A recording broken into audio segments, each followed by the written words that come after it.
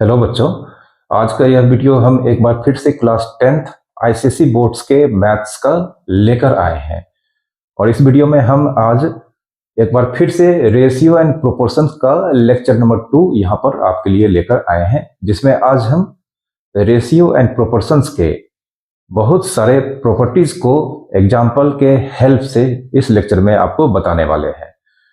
तो स्वागत है आप सभी का हमारे इस चैनल 10th वाला पर। मेरा नाम चंदन सिंह है। तो आइए शुरू करते हैं आज के इस एक और प्यारे से लेक्चर को। तो आओ बच्चों, शुरू करते हैं रेशियो एंड प्रोपोर्शंस का आज का यह लेक्चर, जिसमें हम एक एक करके यहाँ पर बहुत सारे प्रॉपर्टीज आपको बताएंगे। और ये सारे प्रॉपर्टीज आपको याद रखना है, ताकि जो बहुत सारे क्वेश्चंस आप यहाँ पर सॉल्व करोगे उसमें इन सारे प्रॉपर्टीज के यूजेज आपको मिलेंगे। तो सबसे पहला प्रॉपर्टीज है कि किसी भी रेशियो में अगर हम सेम नॉन जीरो नंबर से मल्टीप्लाई या डिवाइड करते हैं तो रेशियो पे किसी भी तरह का इफेक्ट नहीं पड़ता है। तो अगर हम मान लेते हैं A:B, ठीक है, A रेशियो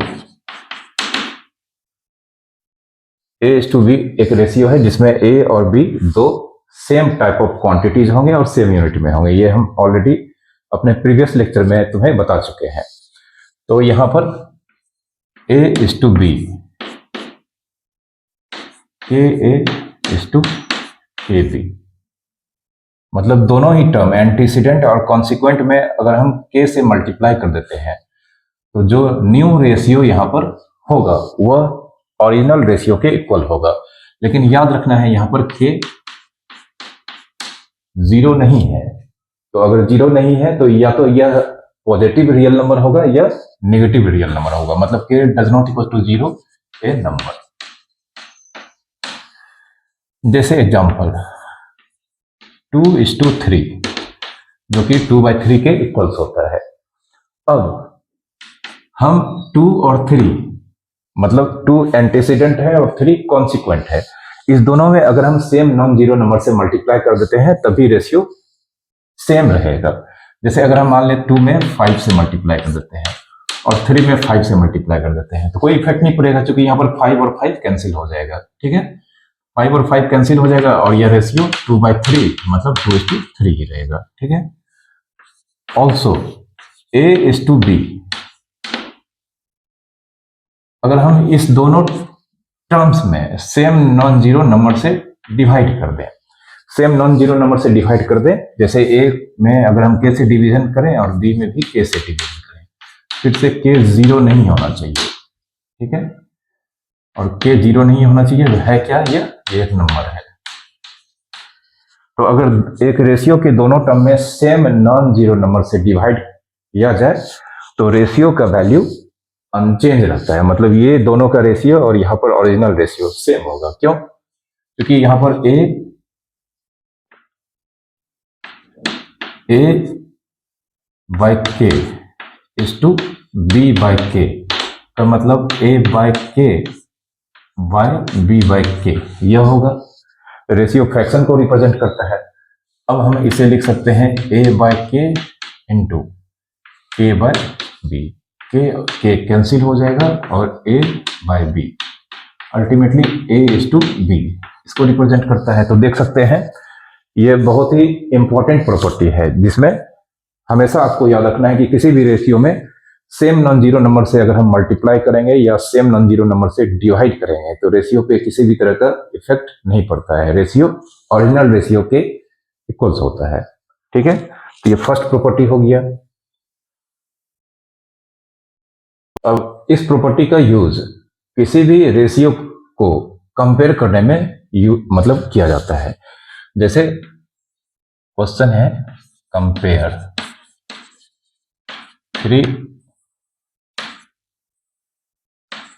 3:4 एंड 5:6, ये दोनों रेशियो को कंपेयर करके बताना है कि कौन ग्रेटर है और कौन स्मॉलर है।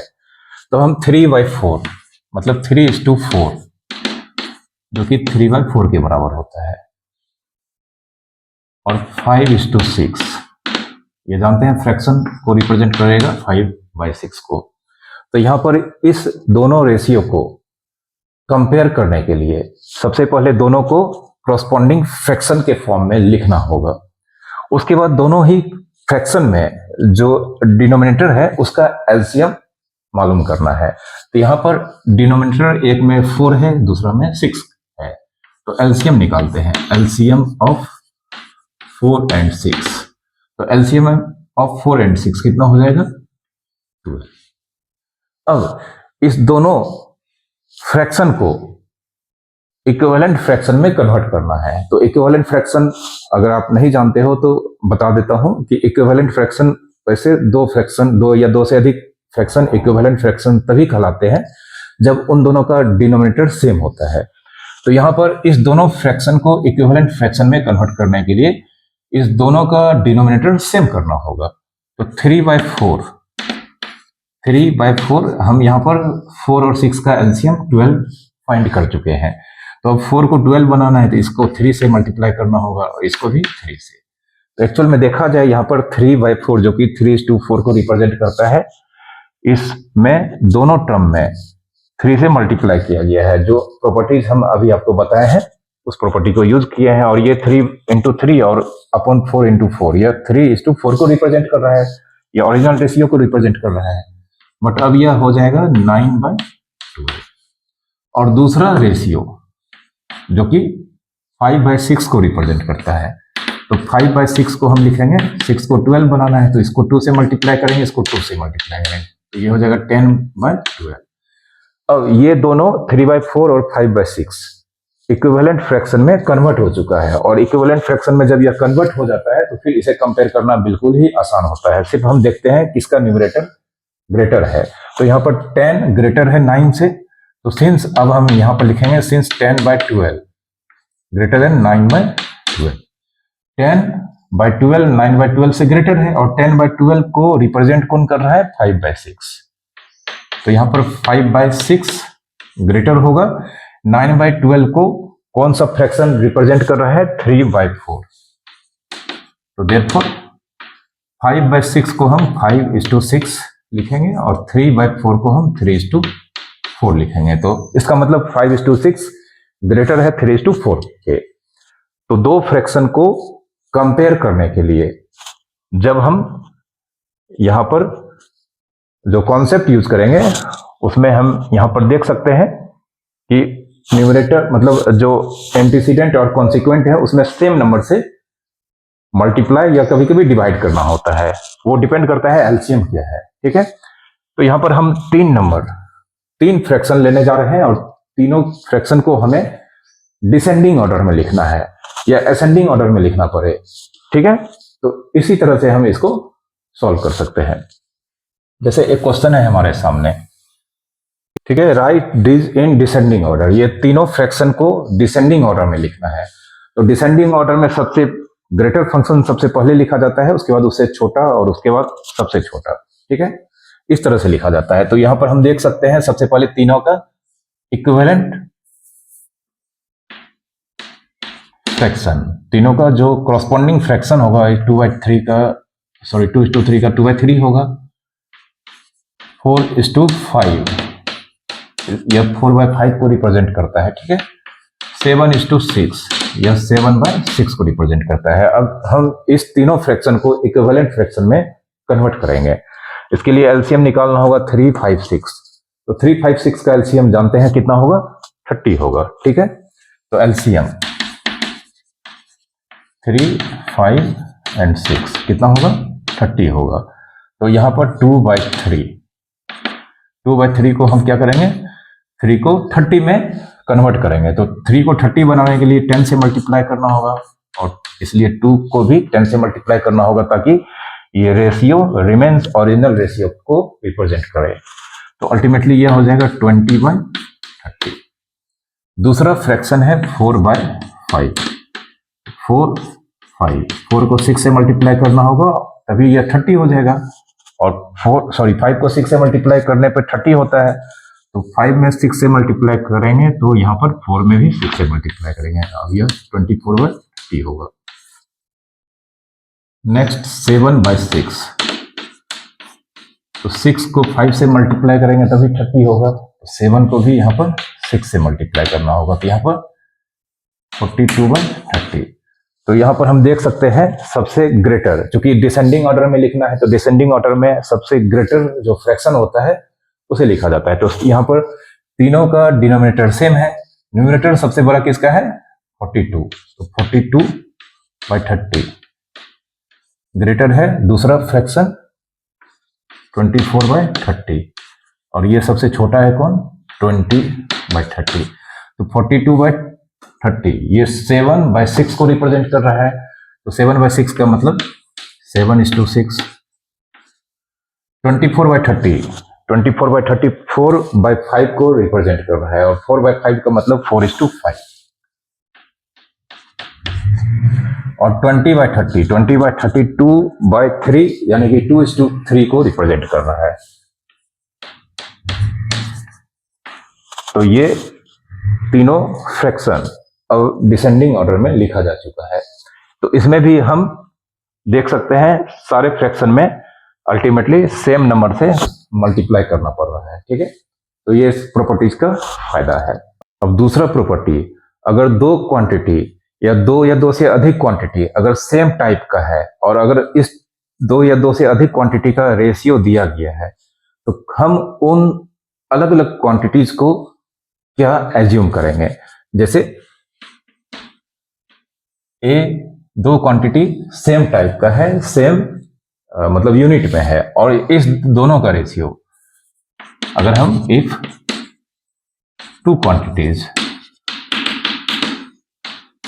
are in ratio A:B, 2 quantities है, क्या क्या वैल्यू है इसका ये मालूम नहीं है, लेकिन ये दोनों क्वांटिटी का रेशियो A:B है।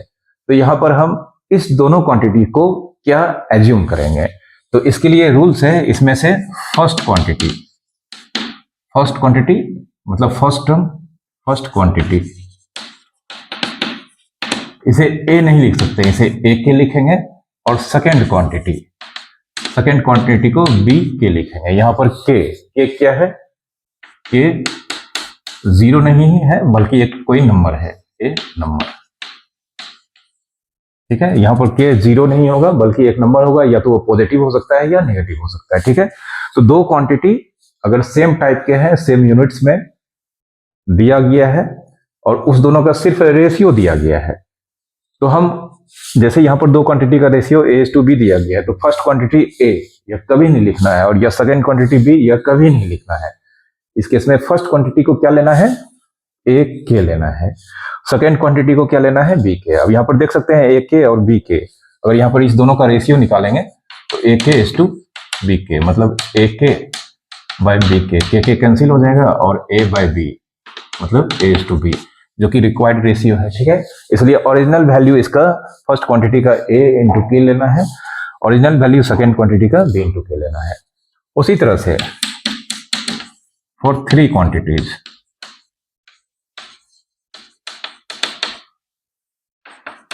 अगर 3 क्वांटिटी का रेशियो A:B:C है, और इन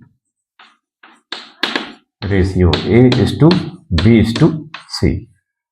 तो इसमें से इस क्वांटिटी का ओरिजिनल वैल्यू, देयरफॉर फर्स्ट क्या हो जाएगा, A के लेना है, सेकंड क्या हो जाएगा B के, और थर्ड क्या हो जाएगा C के। फिर से के यहाँ पर 0 नहीं एक नंबर होगा, मतलब 0 तो नहीं होगा, एक पॉजिटिव नंबर हो सकता है या नेगेटिव नंबर हो सकता है, ये अननोन रहता है।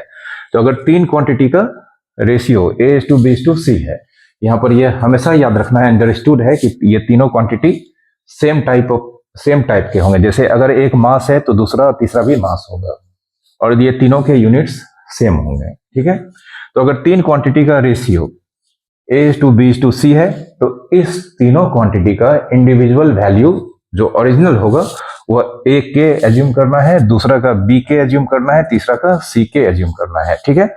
और K यहाँ पर क्या है, एक नॉन जीरो नंबर है। अब इससे रिलेटेड कुछ क्वेश्चंस यहाँ पर हम सॉल्व करते हैं।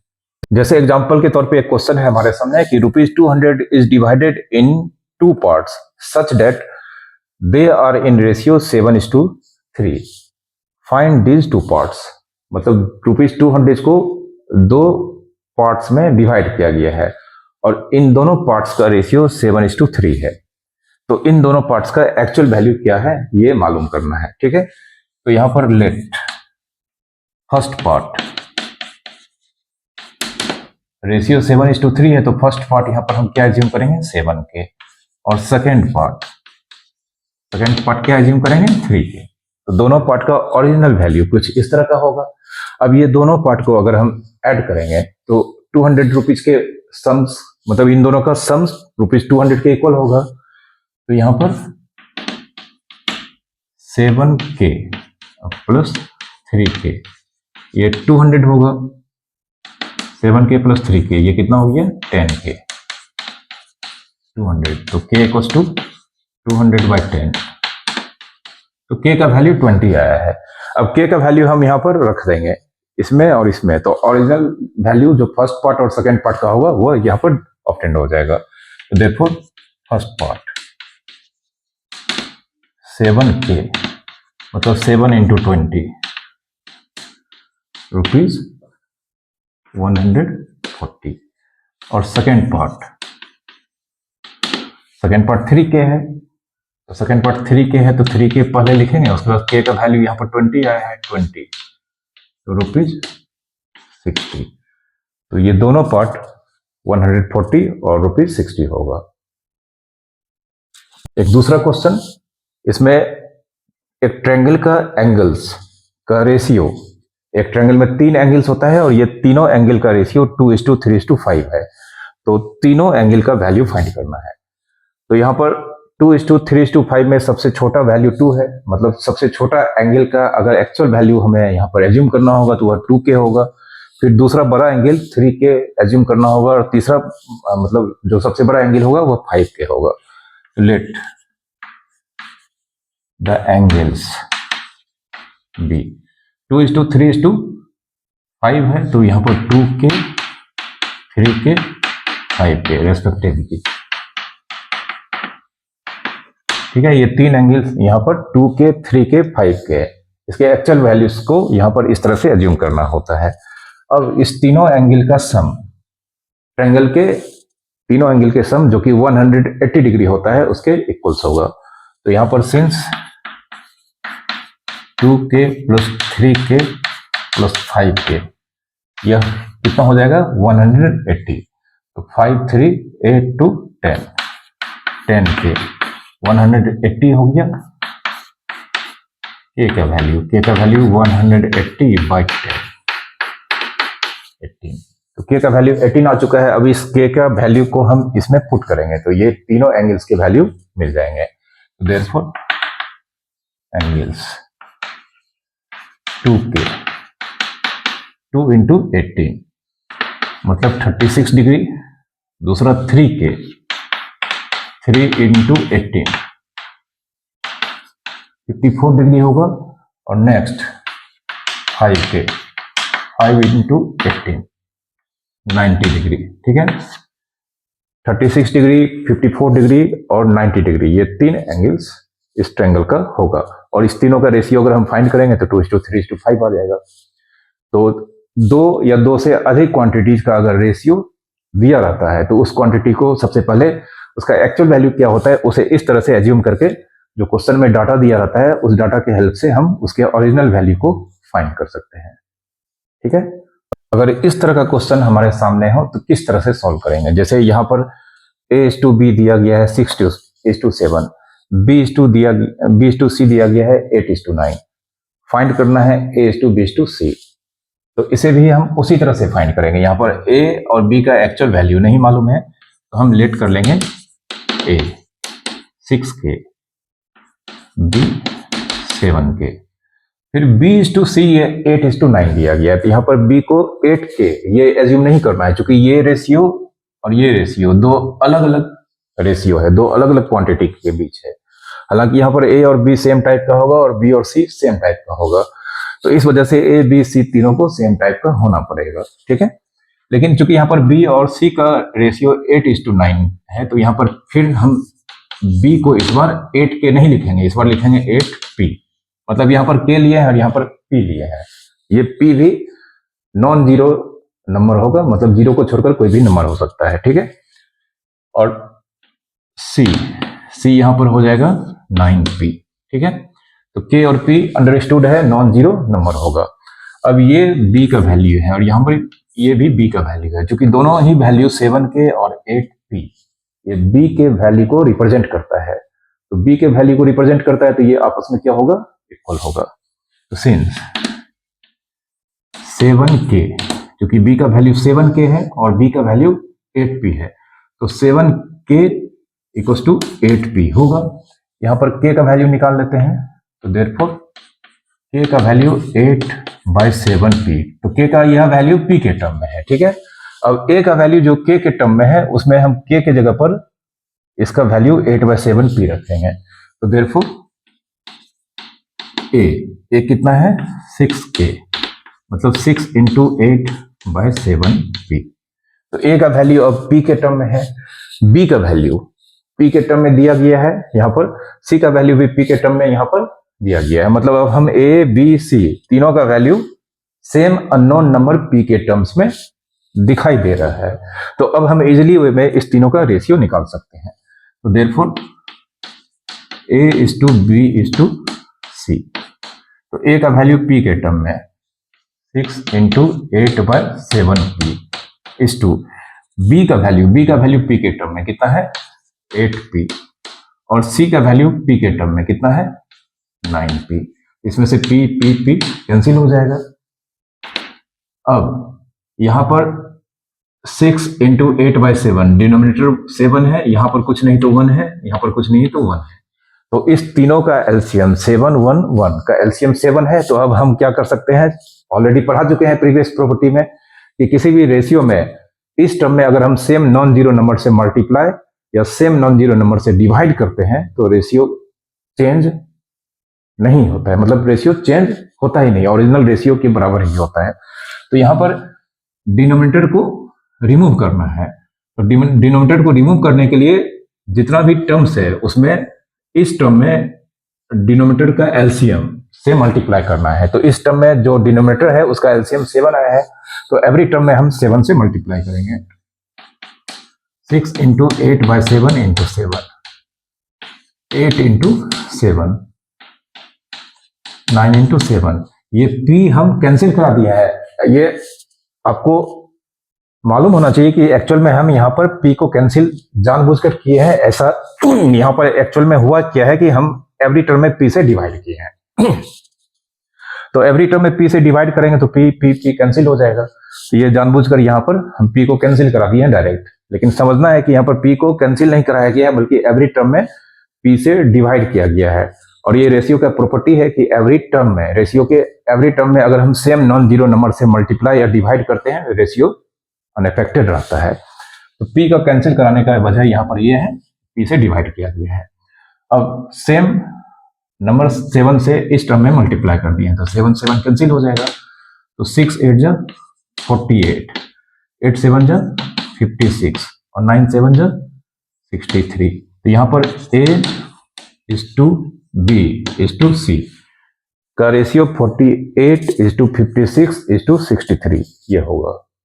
अब क्वेश्चन इस तरह का भी हो सकता है जिसमें 3 times a equals to 5 times b equals to 6 times c ये दिया गया है और a is to b is to c का वैल्यू निकालना है। तो यहाँ पर 3 times a, 5 times b, 6 times c ये तीनों आपस में इक्वल है। ये तीनों हम मान लेते हैं किसके बराबर है k। तो 3 टाइम्स a का वैल्यू निकाल लेते हैं। तो a का वैल्यू k/3 होगा। फिर 5 टाइम्स b यह भी k है। फिर से हम b का वैल्यू निकाल लेते हैं। b का वैल्यू हो जाएगा k/5 और 6 टाइम्स c यह k के बराबर है, तो c का value k/6। a b c इस तीनों का वैल्यू हमारे पास k के टर्म में है। तो अब हम यहाँ पर इस तीनों का रेशियो इजिली वे में निकाल सकते हैं, क्योंकि अब ये तीनों ही सेम अननोन क्वांटिटी के टर्म्स में एक बार रिप्रेजेंट हो चुका है। तो now a is to b is to c। A:B:C, K/3:K/5:K/6। तो अगर हम यहाँ पर same non zero number k से डिवाइड कर दें तो k कैंसिल हो जाएगा, तो एक्चुअल में हम डिवाइड नहीं करेंगे बल्कि यहाँ पर कैंसिल करा देते हैं, k यहाँ पर 1 1 1 ये होगा। अब रेशियो एग्जैक्ट होल नंबर के टर्म्स में लिखा जाता है, तो इसलिए अब हम यहाँ पर 3 5 6 इस तीनों का एलसीएम 30 होता है, तो इच टर्म में 30 से मल्टीप्लाई करेंगे ताकि हमारा रेशियो एग्जैक्टली होल नंबर के रेशियो के फॉर्म में आएगा। ठीक है, तो यहाँ पर 1/3 ये 30 से मल्टीप्लाई करेंगे इस टू 1/5 इंटू 30, 1/6 इंटू 30। ठीक है, 3 5 6 याद रखना है कि इस तरह का अगर फ्रैक्शन के फॉर्म में रेशियो हो और उसे होल नंबर्स के टर्म्स के फॉर्म में अगर हम लिखना चाहते हैं तो सबसे पहले जितने भी डिनोमिनेटर है उन सब का एलसीएम निकाला जाता है और उस एलसीएम से सारे टर्म को मल्टीप्लाई करने से डिनोमिनेटर रिमूव हो जाएगा। जैसे कि यहाँ पर 3 ये 10 जा हो जाएगा, 5 6 जा और 6 5 जा, तो हम देख सकते हैं अब डिनोमिनेटर हमारा रिमूव हो चुका है। अल्टीमेटली देयरफॉर A:B:C, A:B:C, 10:6:5, 10:6:5 ये इसका आंसर होगा। तो इस तरह से प्रॉपर्टीज को यूज करके क्वेश्चन को सॉल्व किया जाता है। ओके, अब एक बहुत काम का प्रॉपर्टी यहां पर हम बता रहे हैं। प्रॉपर्टी कुछ इस तरह का है कि अगर हम मान लेते हैं A:B = C:D = E:F, ठीक है, इक्वल्स टू सो ऑन। मतलब यहां पर 2 और मोर देन 2 रेशियो आपस में इक्वल है, then each is equals to, इसमें से इच रेशियो, चूंकि ये सारे रेशियो आपस में इक्वल है तो इसमें से इच का वैल्यू सारे का एंटीसीडेंट का सम, मतलब ए, दूसरा रेशियो का एंटीसीडेंट सी, तीसरा का ई, ACE प्लस और भी होगा इस टू, फिर कॉन्सिक्वेंट्स का सम, मतलब सारे का एंटीसीडेंट्स का सम इस टू सारे रेशियो का कॉन्सिक्वेंट्स के सम का रेशियो के इक्वल्स होगा। यहाँ पर इस to B plus D plus F plus so on. ठीक है, इसको हम वेरीफाई करके तुम्हें बता देते हैं ताकि ये अच्छे से मालूम चल सके कि यह किस तरह से होता है। तो फिलहाल हम ये प्रूव करने जा रहे हैं ओनली 3 इक्वल्स रेशियो के लिए। तो सिंस A:B का मतलब हो गया A/B इक्वल्स है किसके इक्वल्स C/D इक्वल्स टू है E/F। ठीक है, ये 3 रेशियो के लिए हम यहाँ पर इसको प्रूफ करने जा रहे हैं। ठीक है, इसको मतलब प्रूव करने जा रहे हैं, तो इसको हम तीनों को एज्यूम कर लेते हैं, ये तीनों किसके इक्वल्स है, A के इक्वल्स। अब यहाँ पर A/B C/D E/F कितना एज्यूम कर लिए कि A/B इक्वल्स टू K, तो A इक्वल्स टू कितना हो जाएगा B टाइम्स K, फिर C/D इक्वल्स टू K, तो C इक्वल्स टू हो जाएगा D टाइम्स K होगा, फिर E/F इक्वल्स टू K है, तो देयरफॉर E इक्वल्स टू हो जाएगा K टाइम्स F। ठीक है, अब यहाँ पर इस तीनों का एंटीसीडेंट्स का सम अपॉन कॉन्सिक्वेंट्स के सम का रेशियो निकालते हैं। तो now A plus C plus E, A plus C plus E upon B plus D plus F, B plus D plus F।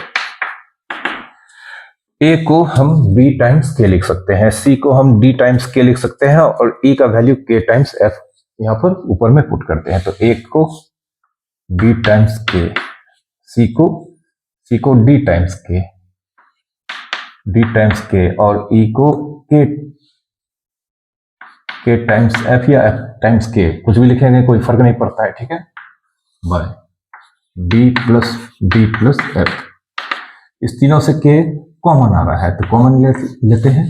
तो ब्रैकेट में B plus D plus F हो जाएगा, B plus D plus F, और नीचे भी B plus D plus F होगा, ये cancel हो गया। ठीक, तो यहां पर A by B, C by D, E by F के इस तीनों का रेशियो इक्वल है, किसके इक्वल्स मान लिए थे, के। और यहां पर A plus C plus E by B plus D plus F, ये इसका भी वैल्यू के आया है। तो यहां पर हम कह सकते हैं, इसको अगर हम फर्स्ट एज्यूम करें इसको सेकेंड, तो फ्रॉम 1 and 2 यहां पर हम लिख देते हैं, from 1 and 2 A by B equals to C by D equals to E by F, A by B equals to C by D equals to E by F, किसके बराबर है, के बराबर, और के बराबर ये भी है, equals to A plus C plus E by B plus D plus F. ठीक है, बहुत काम का प्रॉपर्टी है, इसको याद रखना है। ठीक है, इसके क्वेश्चंस आपको बुक्स में बहुत ही कम मिलेंगे, मतलब बहुत रेयरली इसके क्वेश्चंस आपको दिखाई देंगे। इसको एक एग्जांपल से हम, इसका यूज हम एक एग्जांपल में अभी हम करेंगे, इसको सॉल्व करके बताते हैं। ये वो क्वेश्चन है जिसमें हम अभी जो प्रॉपर्टी बताएं तुम्हें, उसको यूज करके इसे सॉल्व करेंगे। क्वेश्चन में कहा गया है A by B plus C equals to B by C plus A equals to C by A plus B, ये तीनों रेशियो आपस में इक्वल्स हैं। तो शो करना है इसमें से इच का वैल्यू 1/2 होगा, ये शो करना है। तो सिंस यहां पर A by B plus C equals to B by C plus A और C by A plus B, ये तीनों रेशियो आपस में इक्वल है। अभी अभी हम प्रॉपर्टी पढ़ चुके हैं कि ये तीनों इक्वल्स होगा किसके, एक ऐसे रेशियो के बराबर जिसमें जो एंटीसीडेंट होगा वो इस सारे रेशियो के एंटीसीडेंट का सम, मतलब a प्लस बी प्लस सी, और इस रेशियो का जो कॉन्सिक्वेंस होगा, ये सारे रेशियो जो आपस में इक्वल्स हैं इनके कॉन्सिक्वेंस के सम के बराबर होगा। तो यहां पर इन तीनों का कॉन्सिक्वेंस का सम क्या हो जाएगा, b plus C plus A plus A plus B.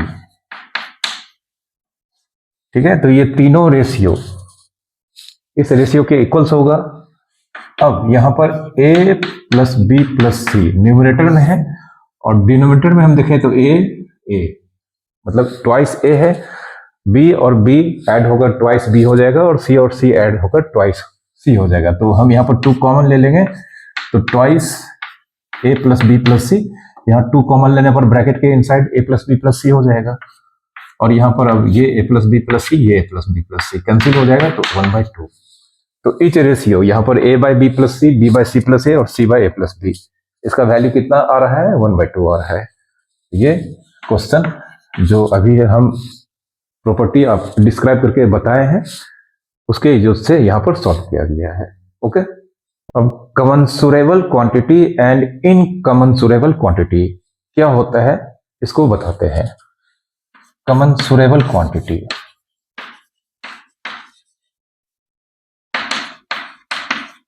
कमंसुरेबल quantities,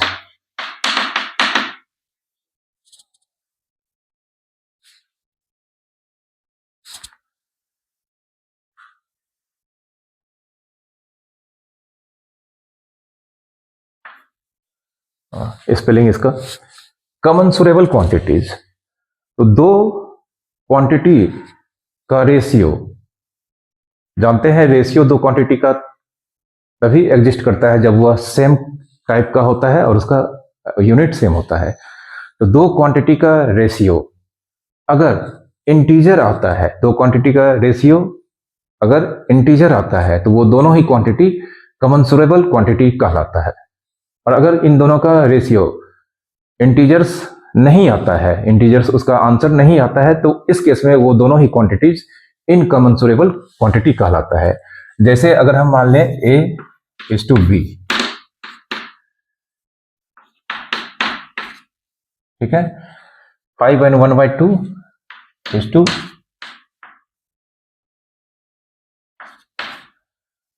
3 and 2/3। ठीक है, यहाँ पर दो क्वांटिटी A एंड B, इसका रेशियो 5 एंड 1/2 एंड 3 एंड 2/3 दिया गया है। तो अगर यहाँ पर इस दोनों का रेशियो इंटीजर आता है, इस दोनों का रेशियो अगर इंटीजर इज टू इंटीजर के फॉर्म में आता है, तो ये दोनों ही क्वांटिटीज जिसका रेशियो यहाँ पर हम फाइंड कर रहे हैं, ये दोनों कमेंसुरेबल क्वांटिटी कहलाएगा। तो सबसे पहले यहाँ पर A इज टू B, ये मिक्स नंबर के फॉर्म में है, तो 5 2 10 1 11/2 होगा, इज टू 3 3 9 2 11/3 होगा। तो therefore A is to B 11/2 upon 11/3, जो अल्टीमेटली 11/2 इंटू 3/11, 3/2 दैट इज 3:2। तो यहाँ पर देख सकते हैं, यहाँ पर A इज टू B जिसका रेशियो यहाँ पर मिक्स नंबर के फॉर्म में दिया था, जब हम इसको सिंप्लीफाई किए हैं तो ये 3:2 इस रेशियो में आया है। यहाँ पर 3 और 2 ये दोनों के दोनों क्या है, इंटीजर्स है। ठीक है, ये दोनों के दोनों इंटीजर्स है, इसलिए यहाँ पर ये दोनों ही क्वांटिटी जिसका रेशियो 3:2 जो कि इंटीजर है, ये दोनों ही क्वांटिटी कमेंसुरेबल कहलाएगा। तो यहाँ पर A and B are कमेंसुरेबल,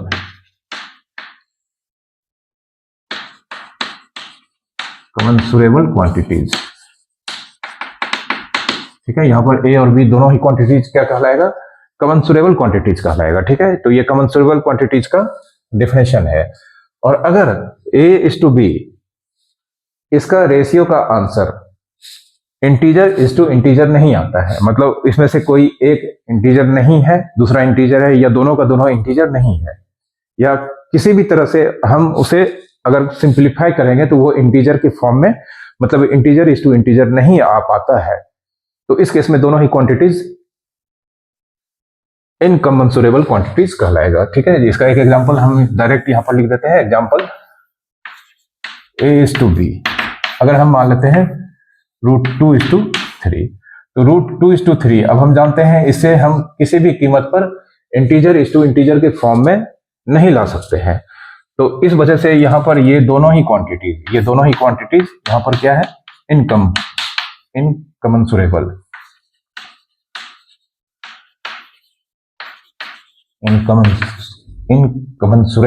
quantities.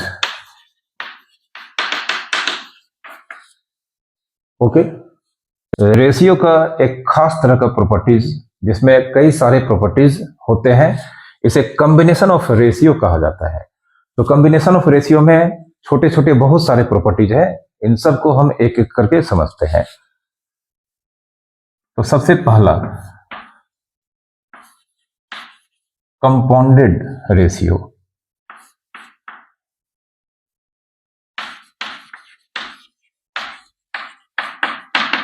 Compounded ratio, दो या दो से अधिक रेशियो का कंपाउंडेड रेशियो क्या होता है, इसको समझते हैं। ठीक है, तो if A is to B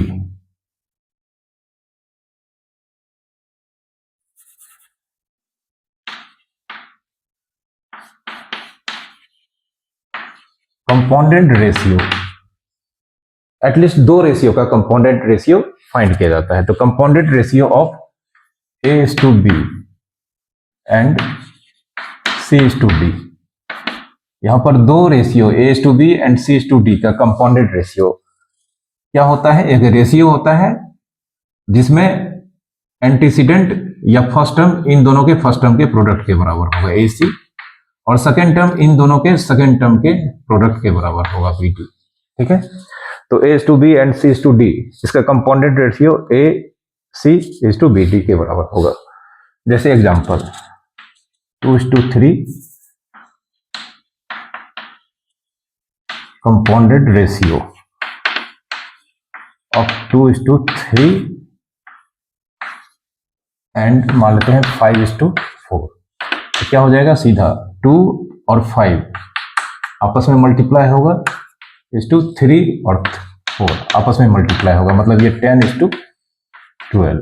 और इसको सिंपलेस्ट फॉर्म में लिखना है, तो सिंपलेस्ट फॉर्म में आप लिखने के लिए जानते ही होगे, हम बता दिए हैं, इसको 10/12 लिखेंगे और इस दोनों का HCF से इसे डिवाइड कर देंगे, ठीक है। तो ये 5 6 मतलब 5:6 इसका सिंपलेस्ट फॉर्म में आंसर होगा, ठीक है। इसी तरह से अगर 3 रेशियो है उसका कंपाउंडेड रेशियो या 3 से अधिक रेशियो है तो इसी तरह से हम फाइंड कर सकते हैं। जैसे कंपाउंडेड रेशियो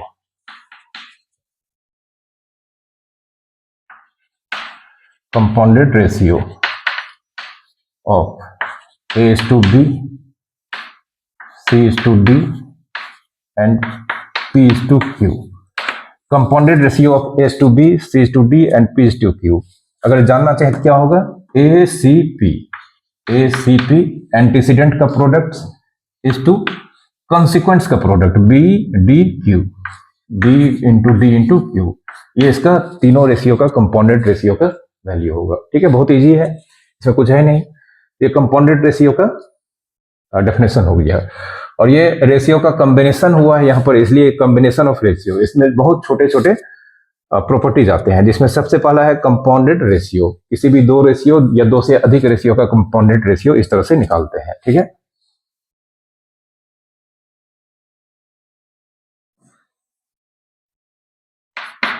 फिर दूसरा है duplicate ratio.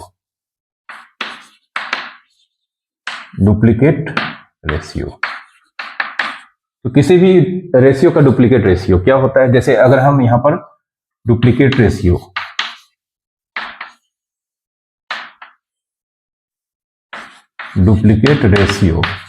Of ratio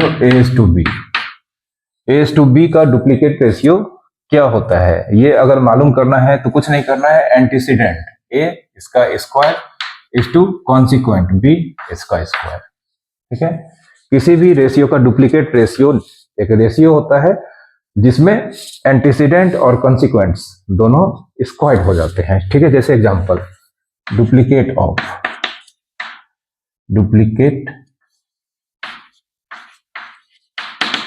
ratio of 3:5।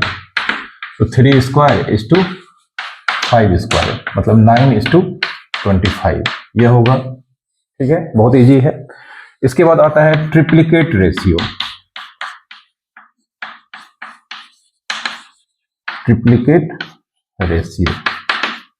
ठीक है, ट्रिप्लिकेट रेशियो। तो ट्रिप्लिकेट रेशियो अगर हम जानना चाहें किसका, ऑफ A:B का, ट्रिप्लिकेट रेशियो ऑफ A:B। तो डुप्लीकेट में स्क्वायर हो जाता है, ट्रिप्लिकेट में क्या हो जाएगा, क्यूब हो जाएगा। तो यहां पर ट्रिप्लिकेट रेशियो ऑफ A:B या A³ इज टू B³ के इक्वल्स होगा, ठीक है। जैसे एक एग्जांपल, ट्रिप्लिकेट रेशियो ऑफ मान लेते हैं 4:5। तो 4 की क्यूब इज टू 5 की क्यूब। तो 4 की क्यूब 4 4 जा 16, 4 जा 64।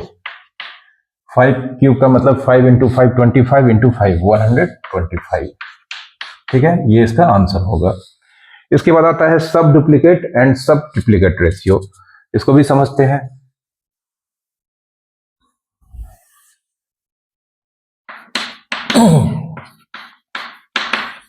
सब डुप्लीकेट रेशियो। तो यहां पर सब डुप्लीकेट रेशियो अगर हम जानना चाहें किसका, A:B का, तो सब डुप्लीकेट रेशियो ऑफ A:B यह A का square root is to B का स्क्वायर रूट के इक्वल्स होता है। मतलब कॉन्सिक्वेंट और एंटीसीडेंट जो भी है, एंटीसीडेंट यहां पर A है, इसका square root is to consequent यहां पर B है, इसका स्क्वायर रूट इसके रेशियो के इक्वल्स होगा। जैसे एग्जांपल, सब डुप्लीकेट रेशियो ऑफ 9:64। तो ये स्क्वायर रूट 9 स्क्वायर रूट 64 और 9 का स्क्वायर रूट कितना होता है 3 और 64 का 8।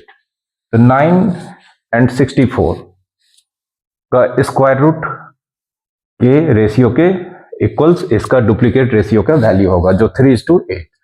यहां पर अगर हम तुमसे पूछें कि ये दोनों 9 और 64 जिस क्वांटिटी का वैल्यू रहा होगा, क्या वो दोनों क्वांटिटी कमेंसुरेबल है या इनकमेंसुरेबल है। क्योंकि देख सकते हैं रेशियो इंटीजर आया है, मतलब दो रेशियो दोनों का दोनों इंटीजर है, रेशियो के दोनों टर्म इंटीजर से है, इसलिए यहाँ पर जिस क्वांटिटी का ये वैल्यू रहा होगा वो दोनों ही क्वांटिटीज यहाँ पर कमेंसुरेबल क्वांटिटीज कहलाएगा। ठीक है,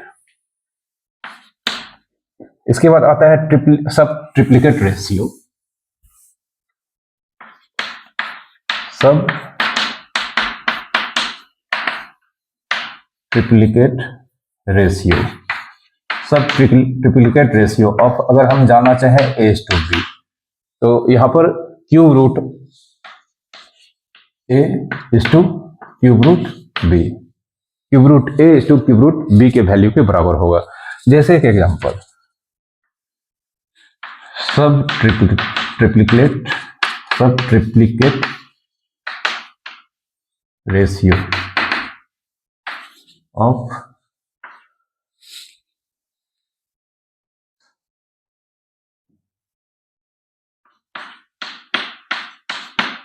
सब ट्रिप्लिकेट रेशियो ऑफ 216:27, इसका वैल्यू हो जाएगा cube root 217:क्यूब root 27।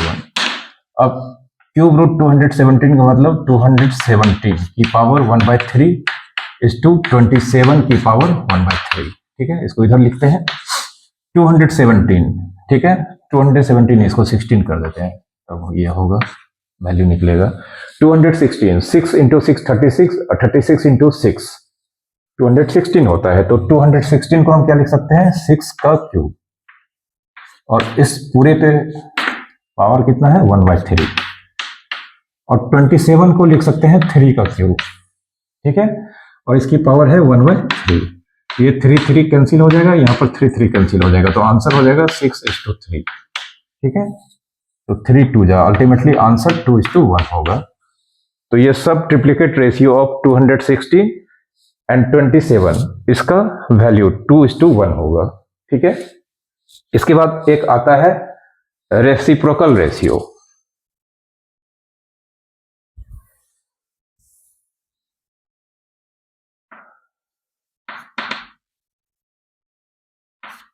Reciprocal ratio, reciprocal ratio, अगर हम रेसिप्रोकल रेशियो A:B का जानना चाहे तो A का रेसिप्रोकल, सबसे पहला इसका रेसिप्रोकल रेशियो ऑफ A:B का रेशियो होता है जिसमें एंटीसीडेंट होगा, जो ओरिजिनल रेशियो का एंटीसीडेंट है उसका रेसिप्रोकल। तो ओरिजिनल रेशियो A:B का एंटीसीडेंट A, इसका रेसिप्रोकल 1/A कॉन्सिक्वेंट का रेसिप्रोकल मतलब 1/B। ठीक है, अब 1/A:1/B का मतलब 1/A × B/1 मतलब B/A, तो कह सकते हैं B:A। तो A:B का रेसिप्रोकल रेशियो B:A, मतलब किसी भी रेशियो का रेसिप्रोकल रेशियो अगर निकालना है तो कुछ नहीं करना है, उसका आंसर जो होगा उसमें एंटीसीडेंट और कॉन्सिक्वेंट आपस में एक्सचेंज हो जाएंगे पोजीशन से। देख सकते हैं B एंटीसीडेंट था, इसमें कॉन्सिक्वेंट हो गया है, और B कॉन्सिक्वेंट था, इसमें एंटीसीडेंट हो गया, और A एंटीसीडेंट था, इसमें क्या हो गया, कॉन्सिक्वेंट हो गया है। जैसे अगर हम जानना चाहें रेसिप्रोकल रेशियो ऑफ 5:9, तो सीधा लिखना है यहाँ पर 9:5, इसका आंसर होगा। ठीक है, तो ये सब कॉम्बिनेशन ऑफ रेशियो के कई तरह के प्रॉपर्टीज, मतलब छोटे छोटे प्रॉपर्टीज थे जो हम आपको बताए हैं। इन सबको याद रखना है, इससे छोटा छोटा क्वेश्चंस आपको आपके बुक्स में मिलेंगे, और इन सब प्रॉपर्टीज से रिलेटेड जो भी एडवांस लेवल के क्वेश्चन है वो हमने रेशियो एंड प्रोपोर्शंस के जो क्वेश्चंस एंड आंसर्स का लेक्चर इस चैनल पर अभी हमने अपलोड कर रखा है पार्ट 1 में। उसमें हम रेशियो एंड प्रोपोर्शंस में सिर्फ रेशियो के क्वेश्चंस जो एडवांस लेवल से लेके एकदम कह सकते हैं इनिशियल लेवल के क्वेश्चंस, उसमें हम बहुत सारे क्वेश्चंस, करीब 100+ क्वेश्चंस को हमने सॉल्व कर रखा है। तो इस लेक्चर में मैंने सारे कॉन्सेप्ट्स को सिर्फ डील किया है।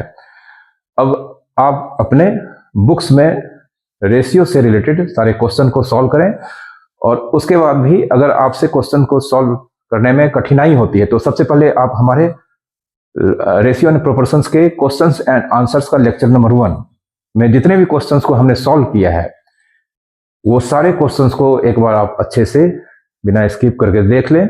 वो सारे क्वेश्चंस को आप कॉपी पर लिखकर खुद से बनाओ, तब जाकर आप रेशियो एंड प्रोपोर्शंस के किसी भी तरह के क्वेश्चंस को आसानी से, बिल्कुल आसान तरीके से सॉल्व कर पाओगे। ओके, तो आज हम इस लेक्चर को यहीं पर समाप्त करते हैं। आई होप आप सारे कॉन्सेप्ट्स को अच्छे से समझ पाए होंगे, और अगर आप हमारे लेक्चर्स को अच्छे से समझ पाते हो, हमारे लेक्चर्स आपको बहुत ज़्यादा अच्छे से समझ में आता है, इससे आप बहुत कुछ सीख पाते हो, तो प्लीज़ आप इसे ज़रूर लाइक करो।